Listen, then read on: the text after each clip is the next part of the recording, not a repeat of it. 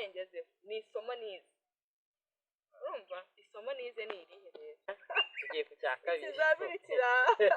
ubwo wowe ushatse kutubwira ko hari ibyo washyiriramo imiyaga hakaba n'ibyo ugomba guhagarara wemye ukavuga ati iki atagifite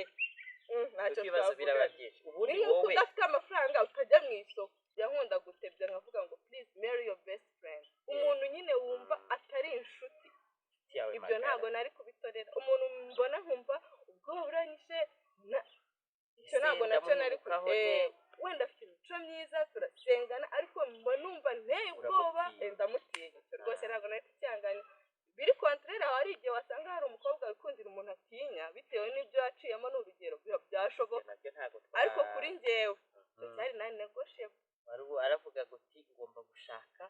best friend w'inshuti yanjye nisanzeho mbwira twose ntazabika akantu ngo nye kukabwira abandi we nakamugishe dore bavuga ko ngo umugabo mwiza umuntu amumenyera mu burwayi bw'umugore umugabo mwiza cyane ibyo pe umugabo mwiza umumenyera mu burwayi bw'umugore ndakurahiye pe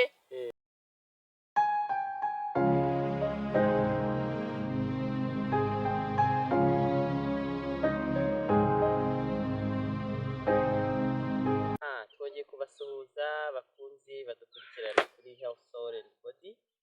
muraho neza turabashuhuje uyu munsi turagarutse ariko noneho turi mu kiganiro cyitwa Christian Romance ngira ngo mwagiye mubibona muri session nyinshi uyu munsi rero ndagira ngo mbabwire ko tubafitiye agashya kubera ko dufite umutumirwa udasanzwe musanzwe mukurikirana ahostinga ibiganiro byinshi ariko uyu munsi ngira ngo kandi kumubwira ngo uyu munsi uritonda uyu munsi ntago uri host uyu munsi noneho uri umushyitsi rero reka tureke kubicisha amatsiko kuri screen zanyu n'ubundi muri kumubona reka tubanze tumuhe umwanya abibwire ariko tubabwira ko yewe tugiye gufatanya muri iki kiganiro nitwa Niyonzima William reka noneho umutumirwa wacu tumukaze karibu cyane murakoze William uyu munsi rwose itonda nitwa Albine Mwizera Ineza yitwa Albine Mwizera Ineza amazina rwose afitemo n'ikubirazo ariko hari akantu bwongereho kubera ikindi nitwa Mama Shimwa icyo ntabwo wari kukincikana nagombaga kukubaza nti nyuma y'uko twibwiye amazina tumenyereye irangamimerere tumenyereye ubuzima busanzwe bwa buri munsi urakoze abo bana se ubafite bonyine wibagiwe ikintu cy'ingenzi bafite abana babiri ngo n'umugabo n'igihe umuntu aba yarababyaranye n'abagabo barenze umwe ibyo nabyo birashoboka Mwizera Ineza Albine Mama Shimwa na Gwiza akaba yibitseho n'umugabo umwe rero uyu munsi tuguhaye ikaze natwe muri Christian Romance kuri Health Soul and Body uyu munsi tugiye kuganira ariko cyane cyane impamvu twifuje kukuganiriza isabukuru y'imyaka 5 imyaka 5 hari abari kumva bakumva ari mike abandi bakumva ari myinshi bijyaniranye wenda n'igihe nabo bamaze ariko ngira ngo Albine imyaka 5 mu rugo uyu munsi hari abantu benshi bari gutekereza gushyingirwa abandi bari gushaka abo bazubakana urugo wowe umaze imyaka 5 nararibonye ibyo uratubwira uyu munsi ntabwo ari ibyo wasomye nk'uko wajya kubitubwira ahubwo uyu munsi ni ukutubwira ibyo wanyuzemo are you ready? Yes, I'm ready. urakoze cyane reka rero dutangire ubwo wamaze kutwibwira Albine badusomeye kenshi ibyo abantu bashobora guheraho bahitamo abakunzi wo muzabana wo muzubakana urugo ibitabura bigwiye nararisomye ariko se wowe utatubeshya biriya bintu wajya gutubwira wabigendeyeho uri kwemera ntabwo turakubwira ngo turabizi ko mwebwe mudapfa guhitamo abakobwa igitsina gore none wabigendeyeho uri kwemera uwaguhisemo akagusaba ko mwazaba. urakoze cyane. nari mvuze ngo nta mahitamo tugira, ariko reka mbisobanure atagira ngo abakobwa nyine bagiye impamvu navuze nta mahitamo tugira, ntabwo twinishiyetinga relationship ngo tuvuge ngo ngewe Albine ngo nzagenda ngo mbwire William uko mukunda ngo waretse ukazambera umugabo. Ibyo bintu njya mbihuza n'iyobokamana, kuko ijambo ry'Imana ritubwira ko Kristo ashushanya, umugabo ashushanya Kristo, umugore agashushanya itorero. Ntabwo itorero ryigeze rikunda Kristo ngo rimupfire rimwitangire, ahubwo Kristo we yararikunze araryitangira. ni nayo mpamvu umugabo biblically niwe ugomba gukwa, nubwo cultures zahinduka bikagenda ariko ubundi biblically umusore niwe utanga inkwano, niwe ukunda agasaba urukundo, barumwemerera akazapfa. Aha, nizeye ko tubyumvishe. Ubwo biravuze ngo Kristo niwe wasize aho yarari aza kudushaka, akora first move. Nk'iyo nge umusore cyangwa se umugabo nkora nkajya gushaka umukobwa, ariko nawe ubu ugifite task yo kwemera cyangwa uremera urabihakana, cyangwa nk'uko nyine n'umukristo areba urukundo Yesu yamukunda I don't care akigumira mu byaha, niko n'umukobwa umusore ashobora kuza akamubwira ati wapfe ntabwo byavamo. ubwo rero naho naringeze. Yego, ngaho komeza. Warabidusomeye, warabitubwiye. Umusore ugomba gukurikiza ibi n'ibi ABCD. Umukobwa mbere yuko wemera jya ubanza urebe ibi n'ibi. Wowe biriya watubwiye warabirebye mbere yuko ujya kwemera uriya mugabo mumaranye imyaka 5. Urakoze cyane. ukuntu ubundi bino bintu bimeze, ziriya criteria zose hari izo bita ngo ni non-negotiables. Non-negotiables ni ibintu utagomba, nta ruhengekero bigira. icya mbere nk'abakristo ijambo ry'Imana tubwira kudashyingiranwa nabo tudahuje kwizera. icyo ni non-negotiable. rero non-negotiable ubwo ihita igushyiriraho cadre ugomba, mbese abo mwizera kimwe niyo si yawe uba ufite. ubwo isi yawe ugomba gushakiramo muzabana nabo muhuje kwizera. Icyo wagikurikije neza. Icyo rero naragikurikije. Tugiye ku cya kabiri. Kizabirikira. Ubwo wowe ushatse kutubwira ko hari ibyo washyiriramo imiyaga,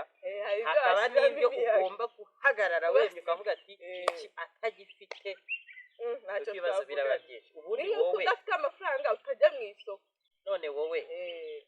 kugira ngo utaducalenjinga cyane tukubaze neza, ni ibiki by'ingenzi utagombaga gushyiriramo imiyaga? Ni n'ibiki wagombaga kuvuga ati iki ndacyifuza ariko niyo yaza wenda bituzuye neza, wenda nshobora kuvuga nti reka nihangane. Ni ibiki utagombaga guhindukaho na gato? Ibintu ntagombaga guhindukaho ni ibyo kwizera. urumva kwizera ni ibijyanye, nigeze kwimfasazinga ku kintu cyitwa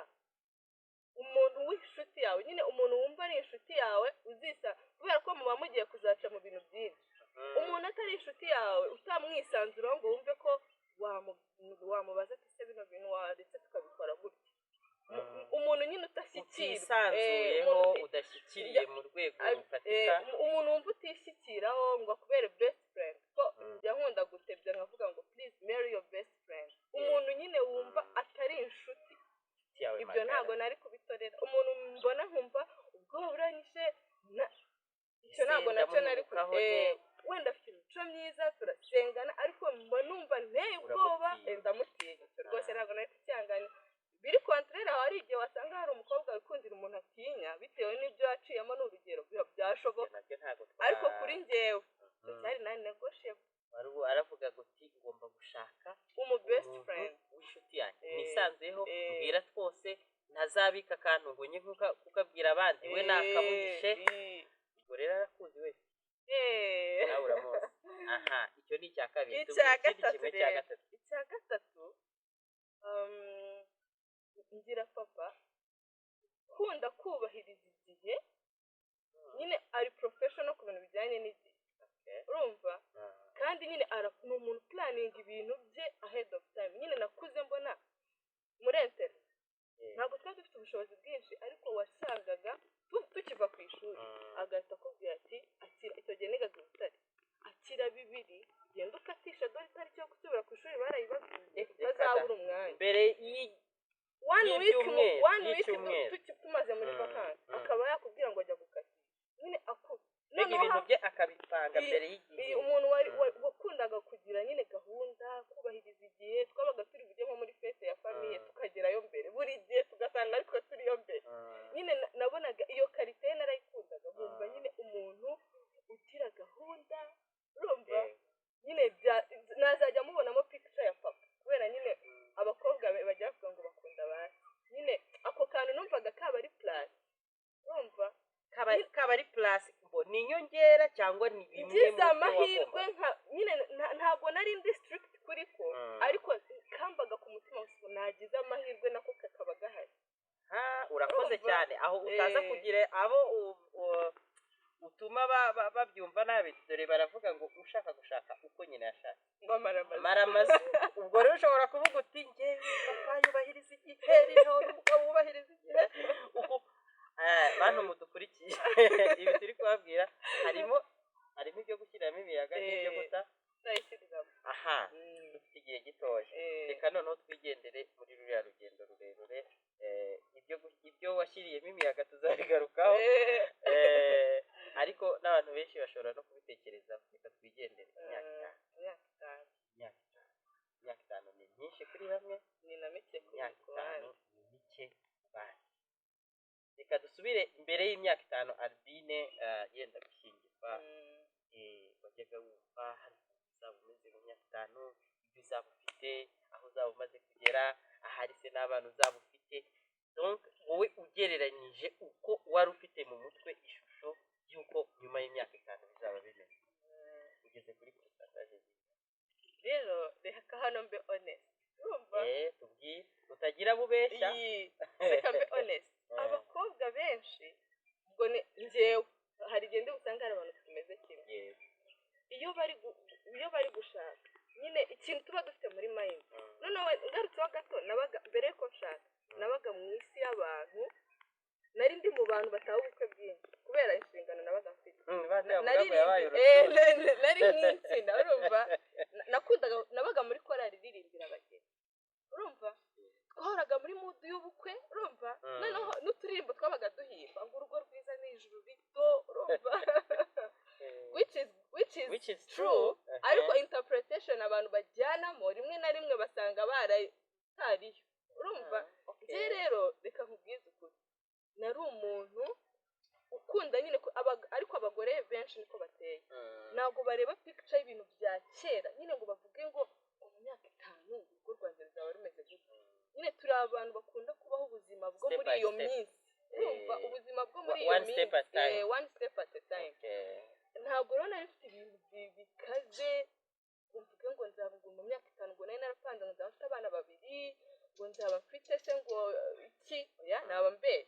ahubwo wenda wambwira ati wahuriyemo n'ibiki ariko kukubwira ngo hari ibintu ngo hari expectations nari mfite ngo namenya ngo pourcentage ngezosha rwose naba ngiye kubeshya naba ndi gushaka content gusa ubwo rero wowe waravuze uti sinamenya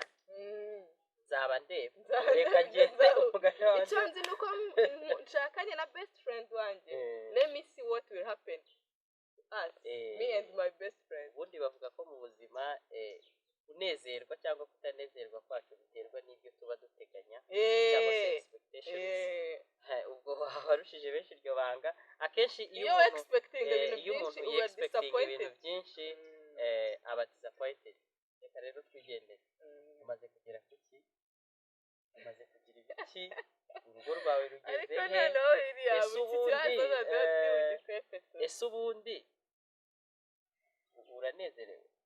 ubona se hari ibyo hari ibitaruzura ku buryo ushobora kuvuga uti ndacyabura ibi kugira ngo mbe stable mu rugo ese ubundi ujya wumva waragendeye rimwe ntarasigaye inyuma ujya wumva nta gitekerezo cyo gusubiza okay reka ngisubize gutya iki kibazo icyambere ngo ugeze icyambere cyo rwose achievement nziza mfite I have abana 2 umukobwa n'umuhungu mbona ari achievement mbese nziza we umukobwa n'umuhungu ubwo kwa kundi bakubiye ngo uzagere hungu na kobwa ubwo byarabyivutse urumva noneho ku bijyanye no kuvuga ngo ibindi bintu ushobora kuba ugezeho cyangwa iki ngewe ikintu cya mbere nabonye ni uko mu urugo ishusho rugira ihinduka bitewe n'ibihe mugezeho urumva n'ukuntu byaramutse abantu bagishaka n'abatagira bataragatwika baba babayeho uburyo butandukanye n'abatwise umugore agahurwa atakijya mu gikoni igitunguru gikaranga bikamunukira urumva nubwo habaho n'amarejime abigabanya hari ibidashira burundu hari n'ibishira ariko ikintu nize ngewe ikintu gikomeye ngezeho ni isomo nize urumva isomo nize ni irihe rero nize ko ugomba kwitega ko urugo ruhinduka bitewe na etape muri kugenda mugeraho ukaba flexible mu mutima wawe ntuhore wumva ko ibintu bizaba nka cyagiye ku munsi w'ubukwe ntubigire nk'amategeko adahinduka amategeko y'umusozi ahubwo ukaba flexible ku buryo uko urugo rwanyu aho ruzajya rugenda rugeraho uzaba umutima wari mugari kubidigesting kubura uvure guhinduka bitewe n'aho ugeze yego ni ukubura uvure reka nkubwire urugero niba twigisha ngo umugabo ni umutware rwose najya ahagera hari n'ababishoboye bamukuramo n'inkweto sibyo si byiza niwe rwose ariko reka ngo hakagera uramutse ufite fixed mindset umunsi umugore wawe azabindira gukora ku mavi niwe uzunama gukuramo inkweto ni urugero nguhaye nawe wabyibaza sibyo impamvu navugaga gutyo rero cyangwa urugira urugero rworoshye umunsi mufite uduhinja n'umunsi abana banyu batangiye kujya ku ishuri bizasa njya nganira n'ababyeyi bafite abana bakuru nkareba ukuntu ngo kurera nasobanukiwe ngo ko kurera abana bakuru ari byo bikomera sinari mbizi abantu benshi ntibaba babizi ariko uko ugenda uganira n'abandi urabyumva kandi nawe wabishyiramo ubwenge ukabyumva agahinja kukaryamisha icyo gapfa nuko konse katinyariye gafite sekirite ariko umwana w'umwadoresa mbikura nkahita nibuka nanjye ukuntu ndi umwadoresa nari ndi hard to manage nyine umwana w'umwadoresa aba yumva nawe ari umunyamategeko urumva rero urugo niyo mpamvu mushobora kuba mwari muri ibintu byose mubyumva kimwe mugifite uduhinja ariko abana batangira gukura mugatangira ibintu mukabyumva bitandukanye umugabo ati rero aba bana tubagenze gutyo umugore tubagenze iyo hatajemo hagati birapfa rero ikintu gikomeye nize mu myaka itanu ni flexibility aha rero mbere y'uko ushyingirwa n'ubu umaze imyaka itanu tugereranyirize flexibility yawe ya mbere ukiri umukobwa na flexibility yawe uyu munsi nkiri umukobwa I was 0% flexible urumeze nk'igiti mbese ibintu narabifataga nkabigira intambara niko nabyita nyine nkumva kuko uganiriye na Olivier yakubwira ukuntu namugoye ubwo Olivier ni umugabo we urumva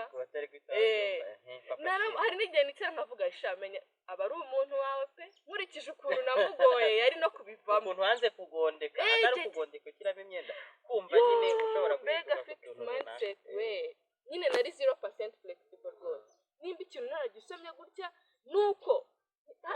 nta logique nshyizemo nibyo nta bindi ngira ngo hari indirimbo twajyaga turirimba ivuga ndumva nawe ushobora kuba uyizi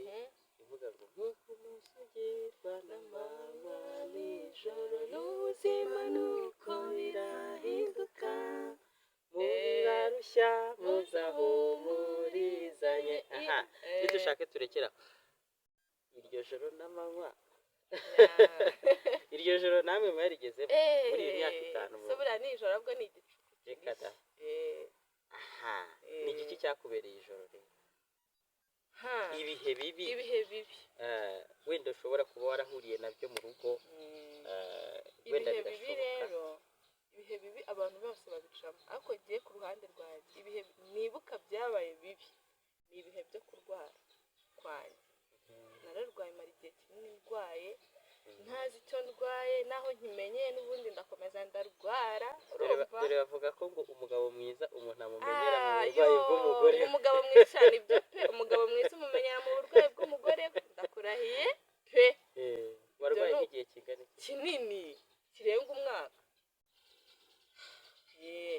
nyine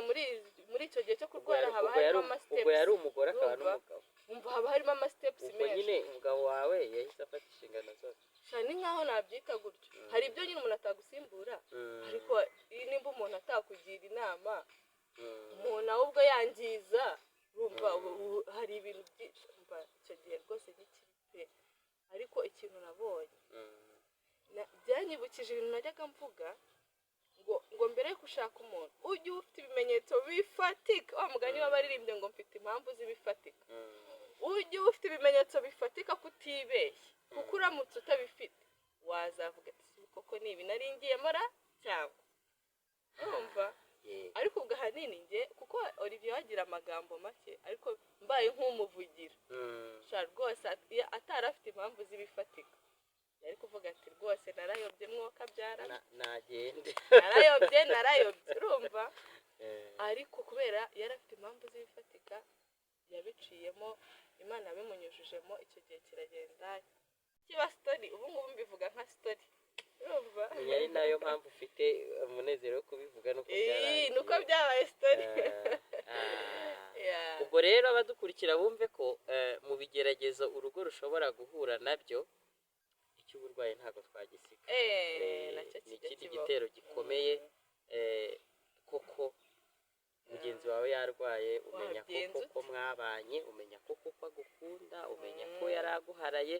cyangwa ibyo byose. Reka rero twerekeze ku musozi w'ikiganiro cyacu. Albi, dushaka kugira ngo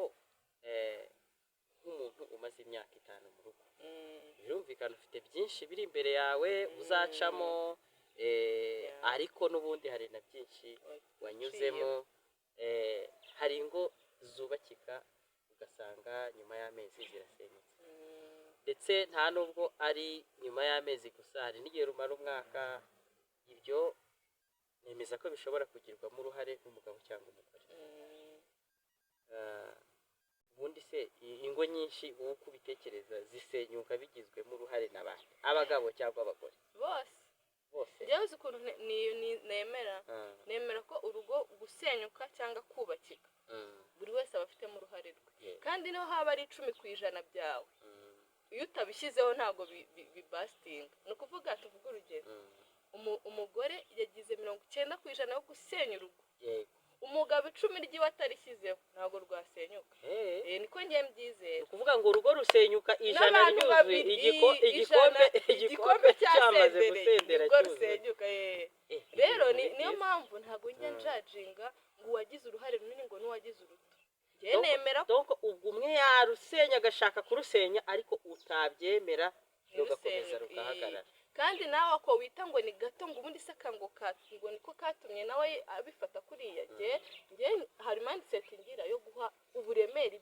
amakosa yanjye. Numva ko amakosa yanjye niyo bayashyira ku munzani bakabona ari 5, ariko njyewe ntabwo njya mbifata nk'akantu koroheje. Rero nemera ko umugore yagira uruhare rwo gusenya urugo n'umugabo yarugira. Ahubwo njye ikintu njya ntindaho cyane ni ukureba dukurikije imiterere y'abagore, ni ibihe bintu bijya bishobora gutuma tuba mbese muri rwa ruhare rwacu, ni ibiki tujya dukunda gukora bikaba ahubwo njye nashakaga kukubaza n'uruhe ruhare rw'umugore mu gusenya urugo. Bavuga ko umuntu uzi kubaka aba agomba no kumenya gusenya. Nibyo pe.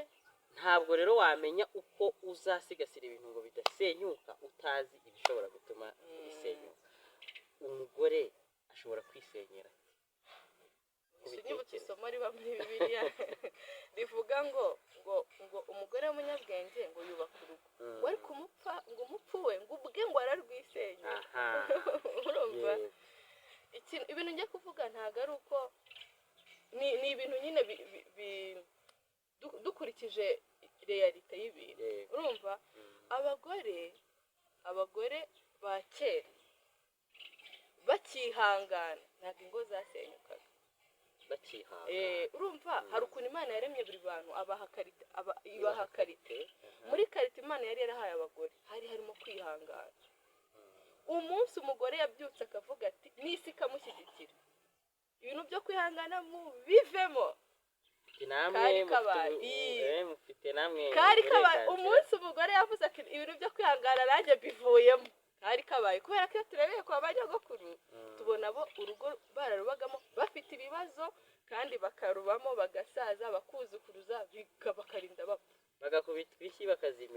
bakazimira ntabwo wenda ndi kuvuga ngo bajye badukubita buri wese agiraho namwe ntimukajya mu Rwanda sibyo ariko tugarutse kuri side yacu umugore agifite kwihangana rwarubakikaga kuko ni karita Imana yamwihereye reka ngo umugore yihangana ibintu byinshi gutwita ukimvika kugwa nabi ibyo no kubyihanganira kubyara wabo bazwe wabo ugiye kubise ibyo birababaza umugore yari afite ukuntu aremye mu gushinyiriza rero gushinyiriza kwe amaze kukwiyambura nahise bipfa ngiye ikintu cya mbere mbona twanze guha agaciro karite Imana yari yaraduhaye dushaka ibintu ngo nibitagenda gutya ngo ujye tubivamo ngo nta mpamvu ngo mariage twarayifashe tuyigira nka business urumva twayigize nka business niyo ushora byakwanguka bivamo na mariage rero abantu niko bayifashe ibyo witeze iyo bitabibonye tubivamo kandi sibyo kuko mariage no ubuzima buba bukomeje kandi ubuzima bubamo ibyemera n'ibitemera rero mbona cyitwa kwihangana kuko kwihangana ubwo byo byaruseye kuko niko turebye twe twihanganira uburibwe bwinshi niko tuzi umva ukabagira nta n'icyabaye umwana umara kumusunika bya bintu ugahita ubyibagirwa bimwe bavugaga ngo uyu ngo muganga we ngo nimba hano ngo sinzongera gutwita buracya ugahita wongera rero kwihangana iyo umugore iyo yabuze kwihanganira mu bukene urumva buriya umugore yihanganiye ubukene ntabwo umugabo we yatora amashashi ngo ajye mu myenda myinshi ngo amwambike gushaka kwambara nk'abakize kubera bananiwe kwihanganira ubuzima bwanyu mwebwe muri rero karite yitwa kwihangana nubwo n'abagabo bayisabwa dufashe nk'urugero bimwe twavugaga mu kanya by'uburwayi bwanjye yagize karite yo kwihangana nabo barayisabwa pe